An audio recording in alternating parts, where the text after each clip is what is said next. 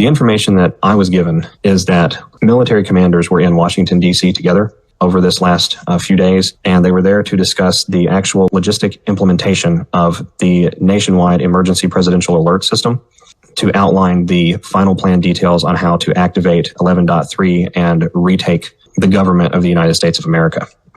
And so, understanding that we're still expecting an indictment for the commander-in-chief from the fake deep state Biden propped up government, understanding that we have these unstoppable forces converging between 44's nuclear terrorism and the corruption of 44 and Biden and Hillary and the Clintons and Soros in Ukraine, combining with the bioterrorism that's gone on in several governments and many governments all around the world. Now, these forces have now come out to a point that they're not going to be stopped. And so, bearing that in mind, we are at the point where the emergency alert implementation is physically occurring now, and we should expect to see something on that, I would say, within the next month or so.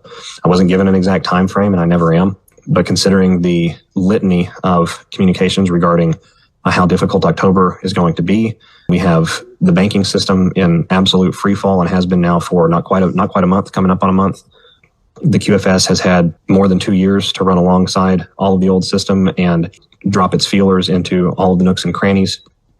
So we are at that point, I think, where we're going to see something dramatic, and we're going to see it probably pretty soon. I personally believe that the sequence of events could look something along the lines of false flag being blamed on the climate, and that leading us to a nuclear standoff event. All of this coinciding with the collapse of the monetary system and an attempted change to a new system. And then I believe all of this will culminate in the fake government of the United States suspending the electoral process and the United States military stepping in and relieving that fake government of their authority, and also conducting a special election for all affected races in the United States of America over certainly the last 2 years, but perhaps even, years before that. We're going to see some intense change over the next 8 to 12 weeks. I think that we need to be prepared. I think that we need to be ready.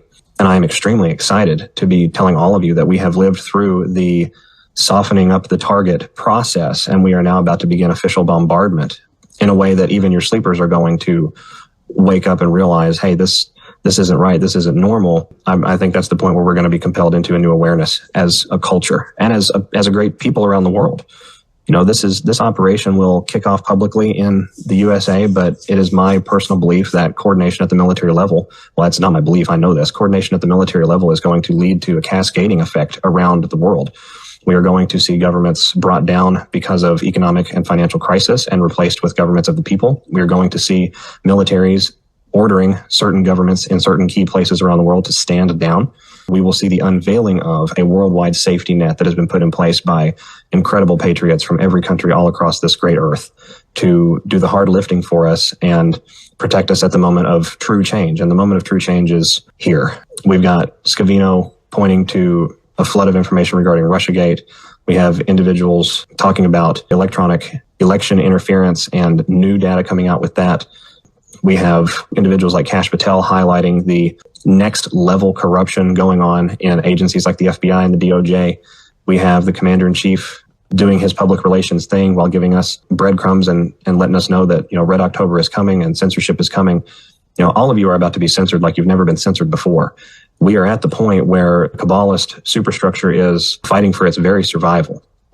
And they are going to fight to keep it all. And the best part about that is, in so doing, they will be forced to out themselves to all of the sleepers. It would be akin to the wolf dressed in, the sheep's coat, throwing off the sheep's coat in the middle of the sheep. That's one of the metaphors I think we should keep in mind, because we're going to watch them implode on themselves.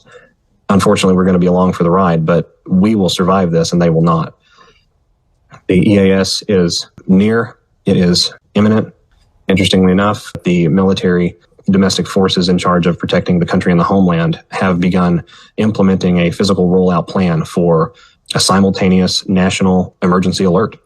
And so with that, ladies and gentlemen, be of good courage. Love each other as we go through this period. Bring your sleepers around in love and compassion. They will need it. Have a great evening. Have a good week. Be safe. It's going to be a wild ride. Hold on to your hats. And with that being said, this is SG Anon. I'll speak to you next time. Thanks again. Bye-bye.